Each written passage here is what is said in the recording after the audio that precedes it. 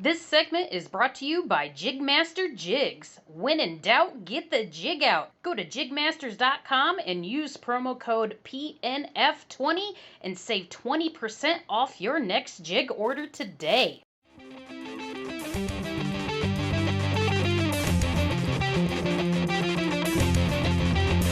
Let's go! This is the Chasin the Tide saltwater segment on the Paddle and Fin Network. I'm your host, Dustin Nichols. So come along for the saltwater shenanigans.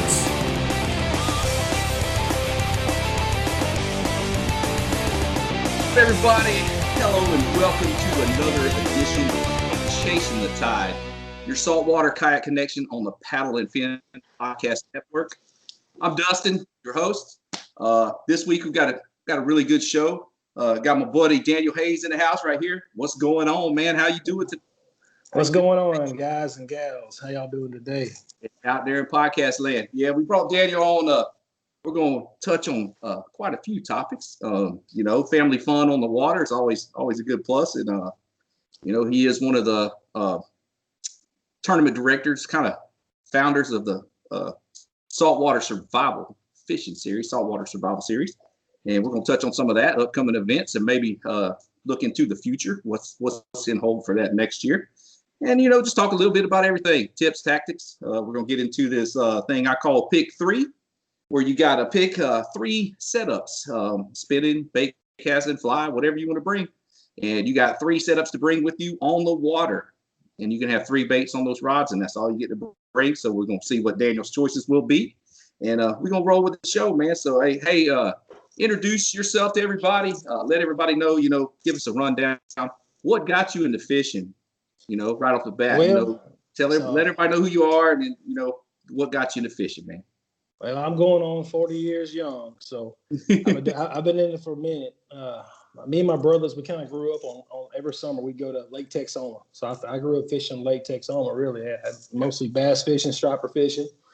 And man, I took to it when I was 7, 8, 9, and we would go down there with our seine nets, catch some ghost minnows, and start baiting them bad boys up, start catching some stripers. Yep. And then when I was home from when we weren't up there in Lake Texoma, I'd be fishing with my best friend Chris, and him and his dad fished a lot of it at Lake Santa Rayburn. So I grew up actually bass fishing, if you can believe that. Yeah. And I lived right there by Southern Beach too, and I really took to bass fishing. Yeah. See, that's what was me.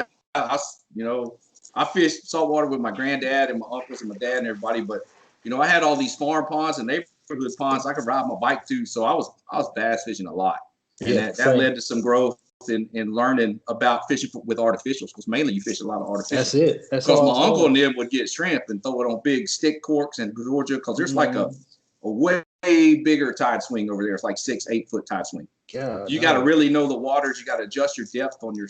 And then they were like, I was like, man, screw all this big old Pin 209s. I'm bringing my bait caster out there, and I'm gonna throw artificials. And I started spanking them. It's the same thing. I was just that bass fishing as a young kid kind of groomed me for the artificials on the saltwater side. Sure.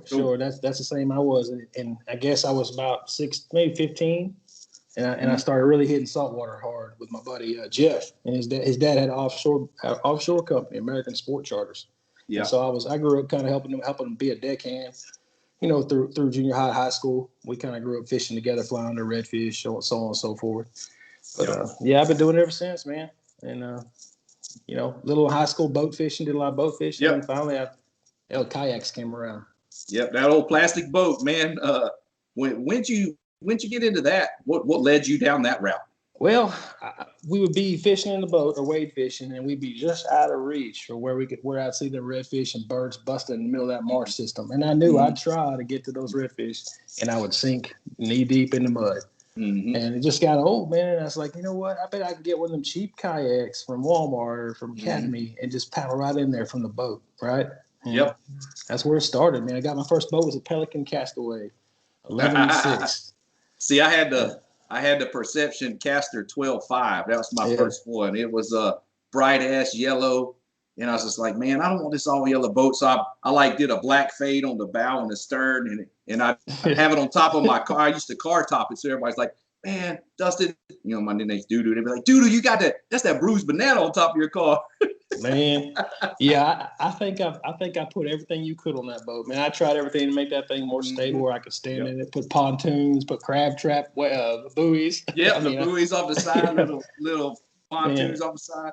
But they were yours was like the scooped out one where you had the little pad and just a small little seat back. It so was, you were wet. Soaking wet. Mine was, you were soaking wet. If you didn't have bibs on in the winter, you were freezing your butt off. Literally, you were freezing.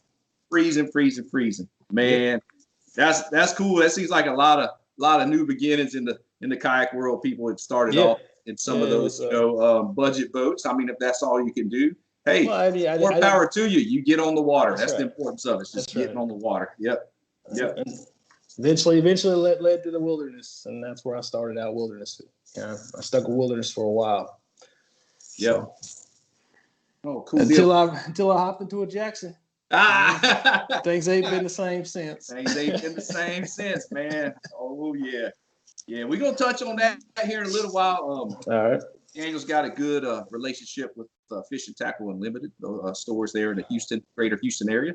We're gonna touch on that here in a little bit. But yeah, since you started kayak fishing from the beginnings, that kayak fishing industry, the growth from then and what you see now, give your opinion on that. What do you feel like is going on with it? It has blown up immensely in a good way, in my opinion. I think the kayak industry is really targeting anglers now and trying to make it as comfortable as you can and as close as you can be to a boat.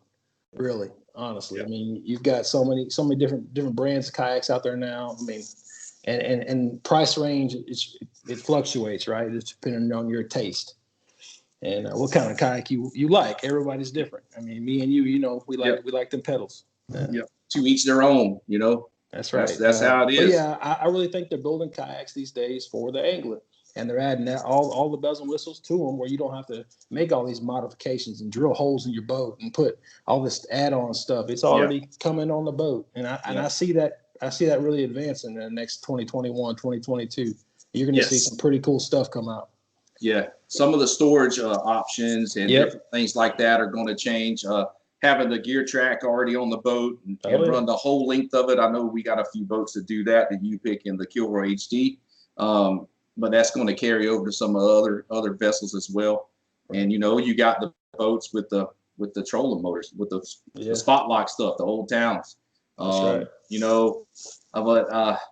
I just have a little bit of an issue just because, trolling motors for me had never been built to run wide ass open like a spotted 8 for 5 miles. Like, that's right.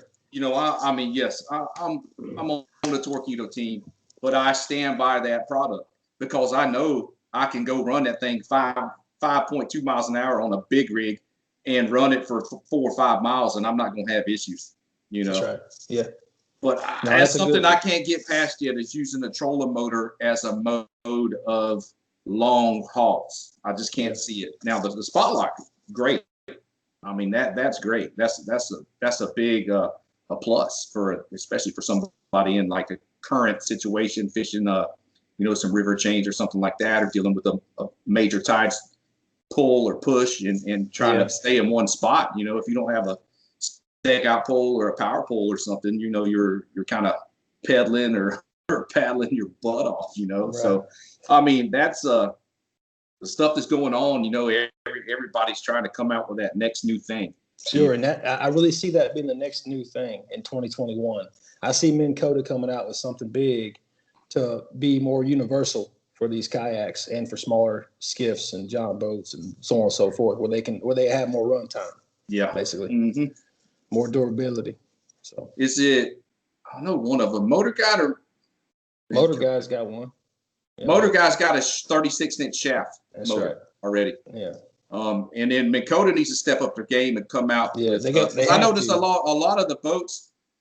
Minn Kota is associated with Johnson Outdoors, which is associated with the Old Town, which they do have that autopilot, this and that, but it's not the saltwater specific motor. It's not a Riptide. They don't have a model with the Riptide in it, and you're going to have more problems with that motor if you 100%. are using it in the salt water. Oh, it's going to eat. I mean, last year and a eat half, it up. maybe. Oxidation. It's going to have some corrosion big time. But yeah, that's the way it looks like things are going. I know I was this topic we're going to get into a little later on, but the motors. It's kind of hard not to talk about it because there's a lot of series that have followed the bass kayak world and on the saltwater side and started allowing motors. Yeah, we were actually. I want to say we were on one of the first, and then one of the first on the Gulf Coast. Yes. Right. Yeah, and then LSKS did as well. Then Upper Coast guys did it. Yeah, we got a lot of lashback for that, man. It's just we were trying to really lean towards. I have a lot of older anglers that fish my tournaments. I mean, they're in their 50s, 60s, 70s. I got some 70-year-old guys that are fishing my tournament, and I want to make sure that they understand that it's never give up.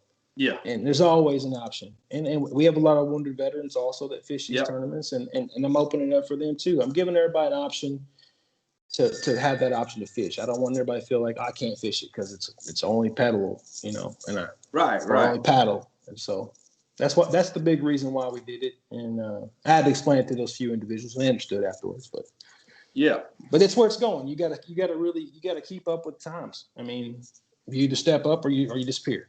You left behind. Yeah. Right. Saltwater angler, their redfish series, they're allowed motors also.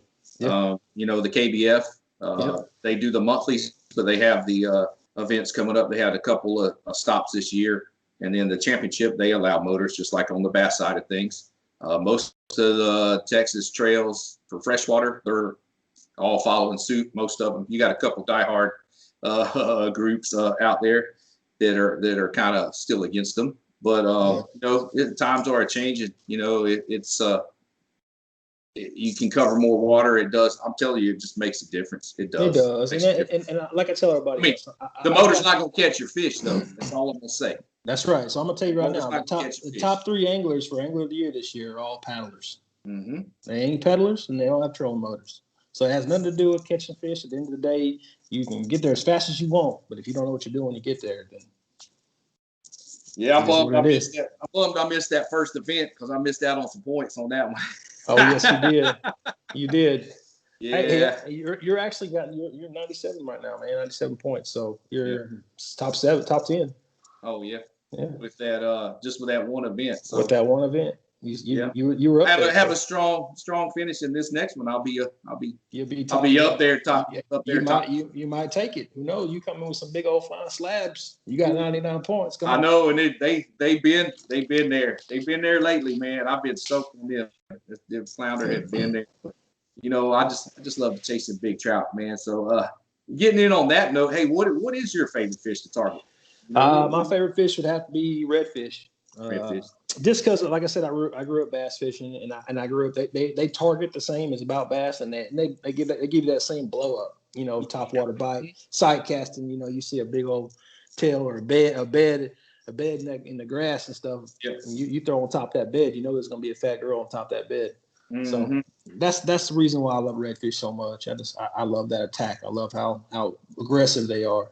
For those that don't know, they're we got some listeners that might not always fish saltwater, or might not have. Some of them haven't even fished saltwater before. They fish saltwater and have different species, but redfish is very similar to a bass in what they'll eat, how aggressive they are, feeding wise and everything too. And then, but they like to school up and just kill the bait on the shoreline. It's amazing.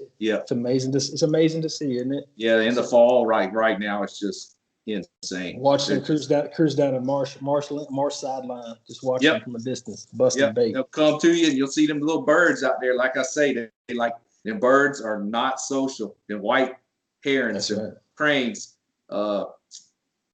snowy egrets, and all them. They usually don't hang out together unless it's mating season or unless there's food involved. That's right. And birds be doing, they'll be like playing hopscotch. That's what I call it. They play hopscotch and they be chasing them reds. They be picking the shrimp out. Man, when it starts getting like that, it's on point. It is on point. You throw almost anything in there and catch them, but when the tide, the higher tides you get, you gotta have some little setup, feeding the stuff. little hollow body frog on there. Yeah, I actually just started throwing frog last year for the first time. I was like, you know what? I mean, bass love it. Come on, they gotta love it. So, oh, they do. They'll come on out there and grab it. I know that. They sure will. But yeah, redfish, man, they're strong fish. They pull hard. I like that strong pull. The sound of that drag burning through the guys is just like it's addictive. It is addictive. That's the best sound in the world, in my opinion. Oh yeah, I love that thing, man. So being that you're on the taking care of with the tournament side of things too, but you also deal with sponsors and stuff, and it's yep. How did that lead to your relationship, or from that did FTU? How did that relationship? So originally I was I've been with Ken Shalmont with Eager Baits for a while now. I mean, yes, almost 7 years. So we're real close, and I do a lot for Egret, and that really didn't lead me down there. I mean, Marco.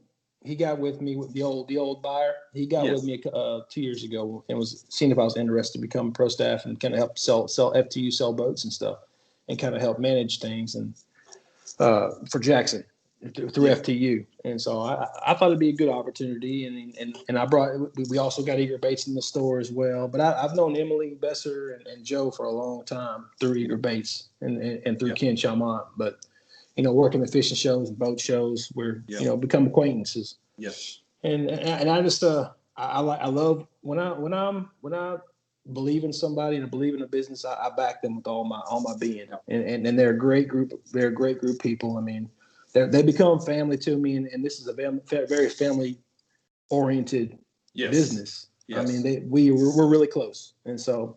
Yeah, so I just took the reins and I jumped in there when I could, and I'm roll with it, man. I love what FTU's about. I love what they represent, and I love their products. It's like the whole family's on there, huh? Yeah.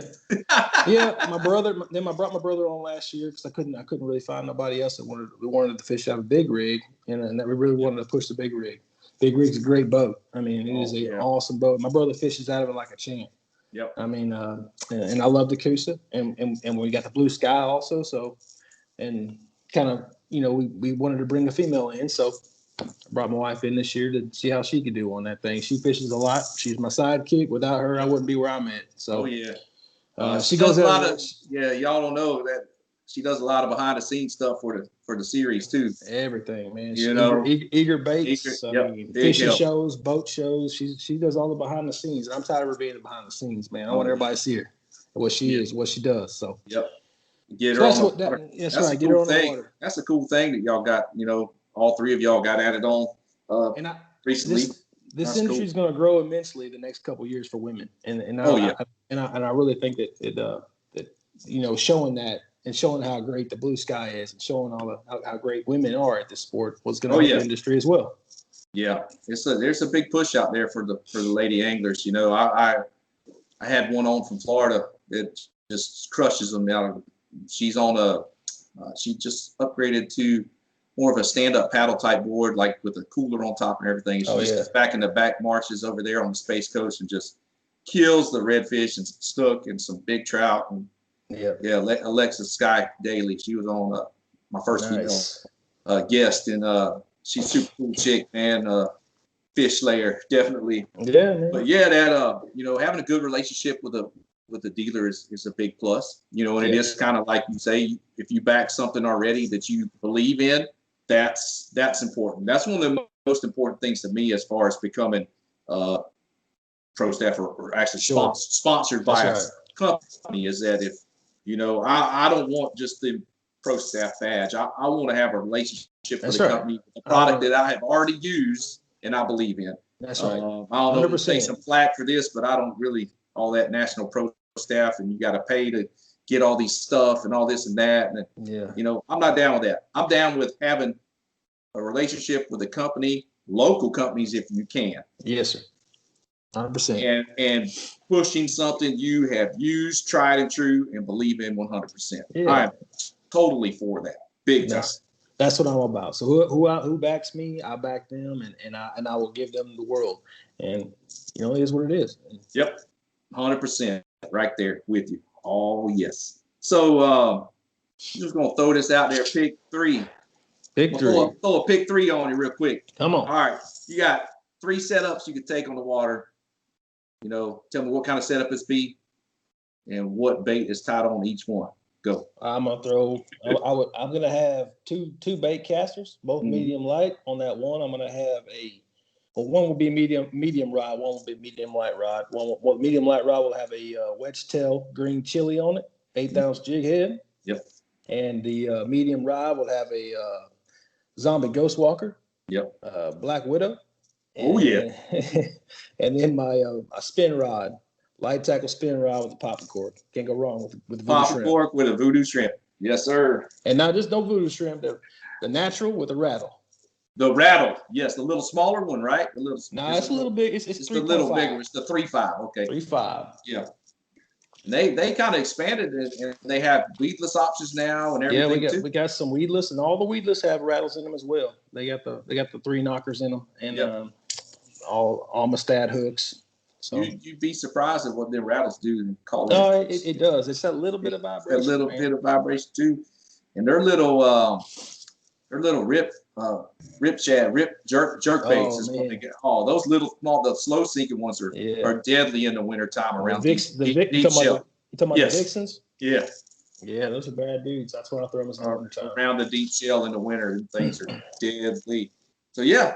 That's a good choice there. That's my 3 go-tos. Soft plastic and a popping cork for your top 3. That's a tough 3 to beat right there. I'm gonna tell you right there. 4 horseman popping cork. Yeah, 4 horsemen make the noise. Need a little more noise. Throw the big one. If not, throw the 3.5. That's right. A little more finesse presentation. I'll throw the little 3.5 here and there when they're a little more skittish. Yep. Sweet man. Yeah, man. That's a great one right there. So hey, how did all this tournament stuff come up? Where did the Saltwater Survival Series, how did that get kicked off? So I've been fishing Saltwater Survival Series since it started. Back when Justin Rich and Cameron Bargy ran it. And actually Eddie Noskisi was helping them then. And that was back it's been 7 years.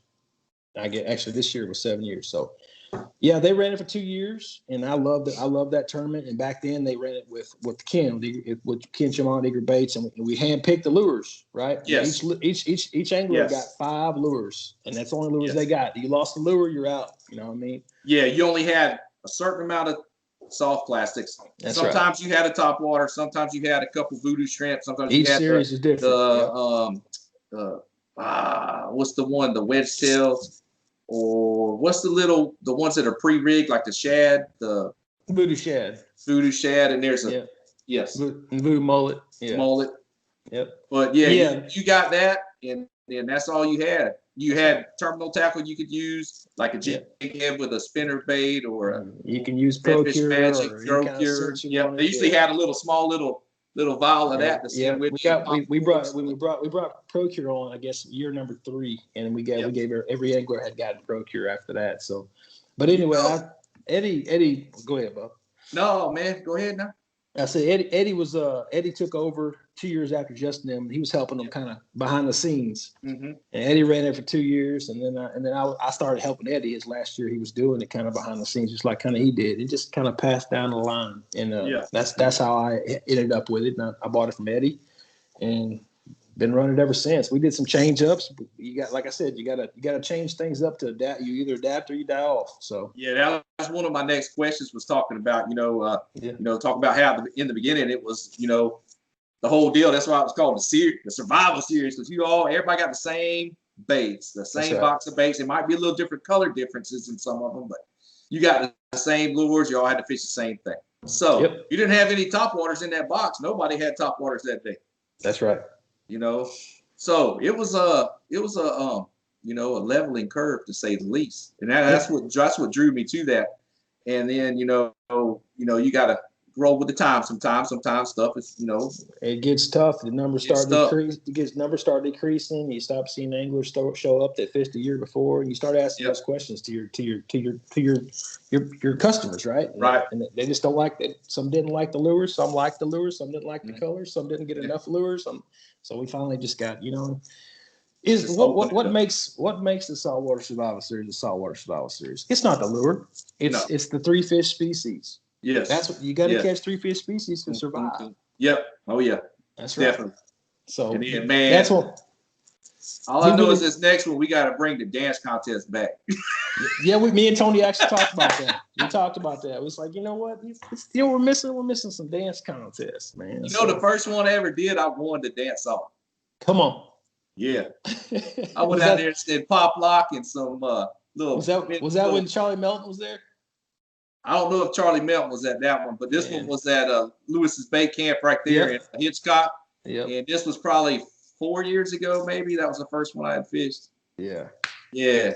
I had jumped up in there and started doing some old school top rock and stuff, like when I used to break dance back in the day in my parachute pants. Nice.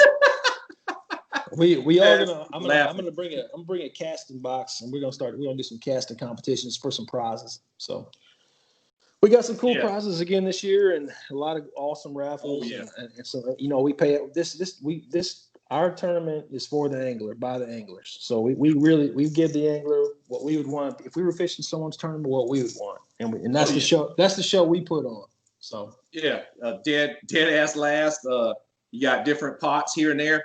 I'm gonna tell you right now, the best piece of advice I can give anybody out there that's going to fish the Saltwater Survival Series: enter every side pot you can, because you're going to smack yourself upside the head and you're going to win it. It happens every time.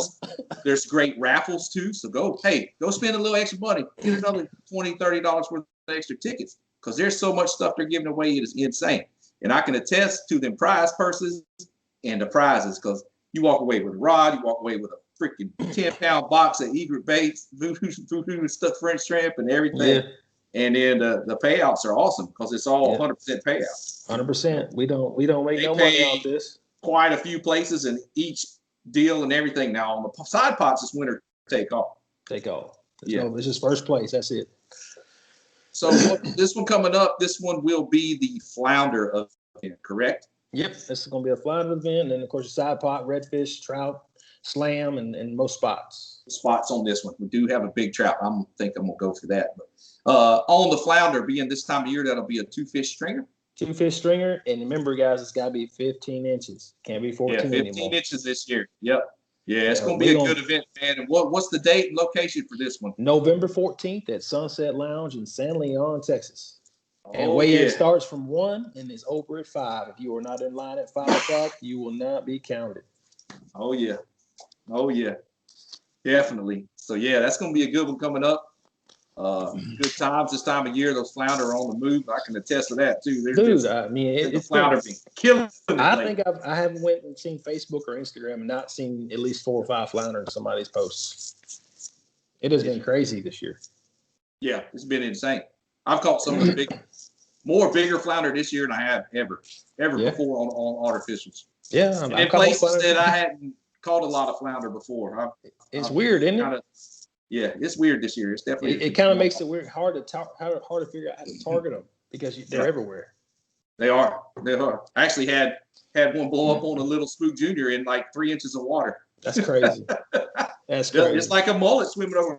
Man, yeah, I guess you're right. They smack it. It was a good one. It's almost 19 inches. I mean, they don't play. Damn. They want to come up and grab something. They can come up. You see them jumping out of the water chasing stuff too. So they're not afraid to jump on a little soft dine or a little small top water at a time. So that'd be fun. With this,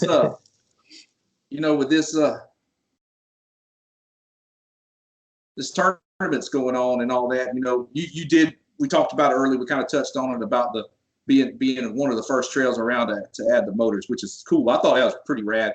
Because I've being on the bass side of things, I'd already been on the motor bandwagon from the get-go. But yeah, man, that was cool. Y'all stepped up to that and got that going and all that. And the series is just super fun. So everybody listening, if you're around the Gulf, Texas Gulf Coastal region, or come on over from Louisiana, I know we got some listeners over there. So man, come on, go to the website, www.saltwatersurvivalseries.com, and go check it out. See all the info there. Add them on Facebook. They got a Facebook page and everything, and updates will be on there.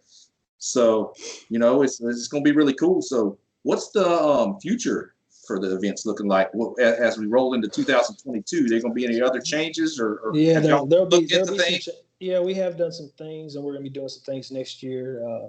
We got to, of course, move the dates around due to November being closed for Flounder next year. That's going to wake it up a little bit, and which means we're going to have to shove all the tournaments more up in the year. Yeah. So, which means it opens up November to possibly or December or October and December to maybe a team tournament. Yeah, slam tournament. So something like that. Yeah. We're thinking about doing something cool next year. So I'd like to see the trout tournament be the first one in like March. That's what we were talking about. That redfish is really our that's the one that really blows up, right? We had over 100 anglers in our first redfish tournament. Trout tournament, we had 84 anglers our trout tournament. So the numbers kind of decreased throughout the year. In my area, the redfishing is better in October than any. This past month has been stupid.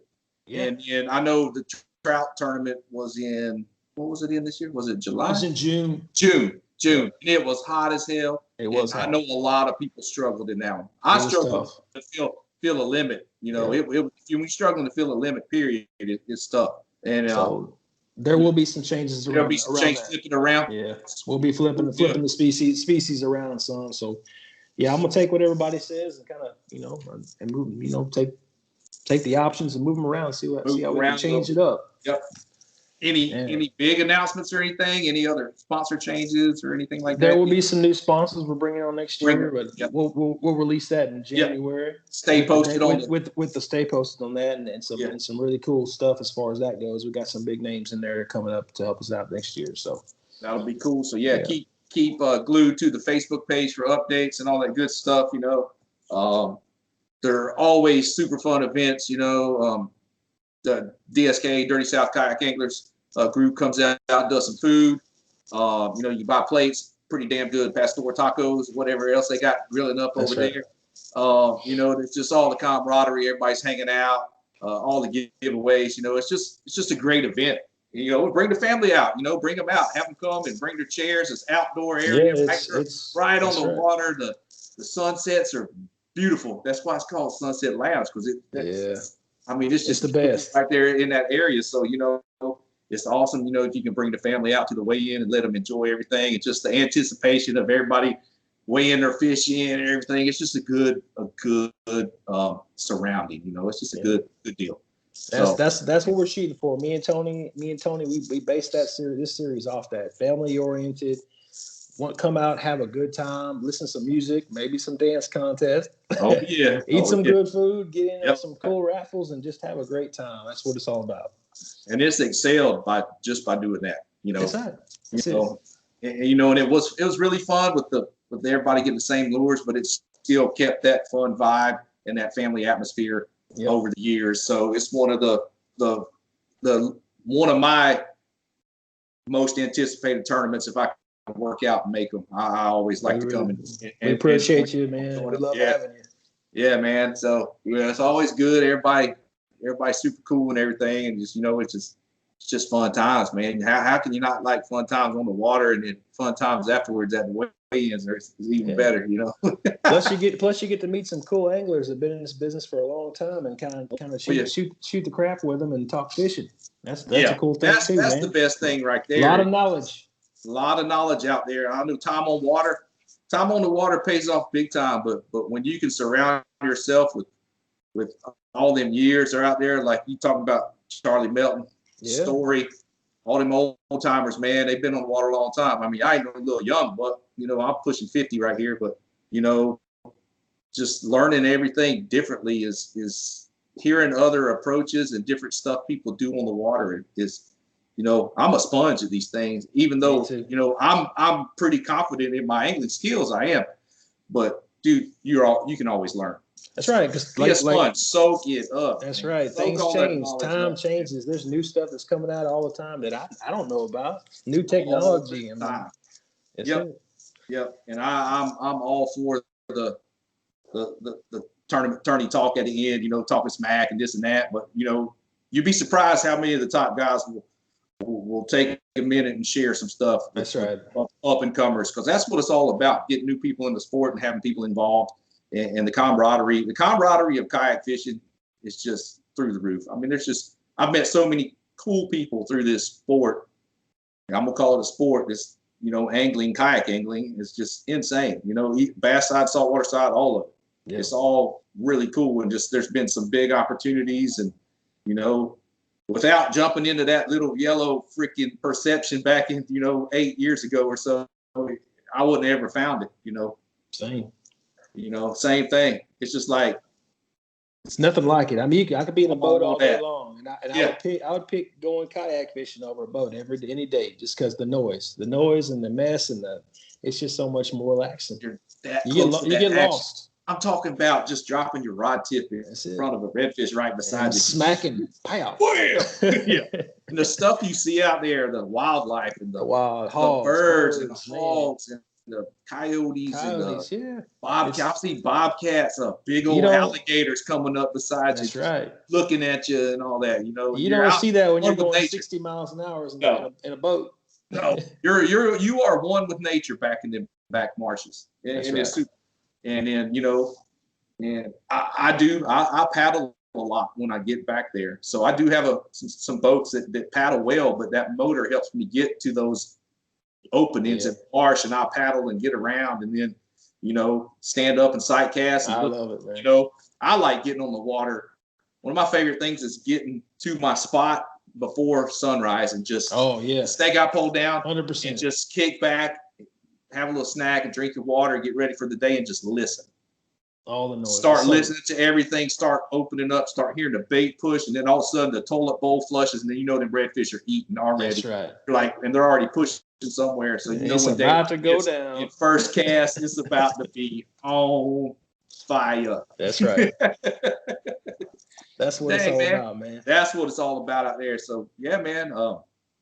Dude, I appreciate you coming on here with me. Thanks for having me, bro. Getting this episode going. So with that being said, I know you got some people you want to thank, some sponsors and stuff. Throw it out there. The stage is yours. Go ahead and give some shout outs and some love to everybody. I want to show FTU love. Fish and Tackle Limited, they really opened their doors up to us and really backed us 100%. H&H Rods, Chris Brooks and Andrew Garcia, and then they really backed us up the past 3 years. Eager Baits, I mean, we couldn't do it without Eager Baits. Ken Chalmont, we really appreciate him. And I personally, myself, couldn't do it without my family and my backing. Tony Kill, Nicholas Gibson, my wife, my brothers. I mean, without them, I wouldn't be able to do this, man. So family is everything. Damn straight. And all your brothers, all y'all bearded anglers. That's right. I get jealous of that thing because I got to shave from work. I'm sorry, brother. I'm sorry, man. I wish I could grow me a big old ZZ top. I bet you could too. Oh, I could. It grows fast. It comes in thick and fast. It's getting a little more gray over the years, but man, I'm telling you, when I'm out of that plant, it's growing. Oh man. Yeah. Grow it out, buddy. I'm sure I missed some sponsors, but I wanted to name our main sponsors that backed us for the past 3 or 4 years. So. Yep. Yeah, cool deal, man. I know that's a big help to have support like that. FTU, family, man. Egret, H&H Rods and everybody like that. That's a big deal. So just so y'all know, y'all come on out on November the 14th. Sunset Lounge, San Leon. Y'all know that that's on Dickinson Bay. Pretty cool area right there. There's lots of other stuff going on. Y'all can stop and eat at the Topwater Grill on the way in. Yeah, if it's gonna be cold out, we're gonna have a fire going too. So little bonfire, make it a day out of it. Have your family come meet you or something like that, and some good times, man. That's gonna be a fun event. Thanks everybody for tuning in, listen to us. We want to thank everybody that takes the time to listen to these podcasts. Out there in this podcast world. And we appreciate everything. And man, thanks again for coming on. We'll see everybody at that Flounder Event for the Saltwater Survival Series. And once again, thanks, Danny. And we'll appreciate you, buddy. Y'all next time on the water, man. Woo! We'll see you November 14th. Thanks for tuning in to another killer episode on Paddle and Fin. Don't forget to go check out our website at paddle_and fin.com. Don't forget to check out the YouTube channel at Paddle and Fin. If you got a question, comment, want to hear from a future guest on a future episode, feel free to email us at paddle_and fin@gmail.com. Don't forget to follow us on social media at Paddle and Fin on Facebook and Instagram. Shout out to our show supporters, Angler. The Angler button and app just makes for a better time on the water and creates a virtual logbook for every fishing outing out on the water. Shout out to Rocktown Adventures, located in Northern Illinois, for all your kayaking, camping, and hiking needs. TRC Covers, protect your investment. Ketch Products, shout out to Ketch Products. Go to ketchproducts.com and put the paddle and fin logo directly on your catch board. Shout out to JigMasters Jigs. When in doubt, get the jig out. Go to JigMasters.com, use promo code PNF20 and save 20% on all your jig and tackle needs.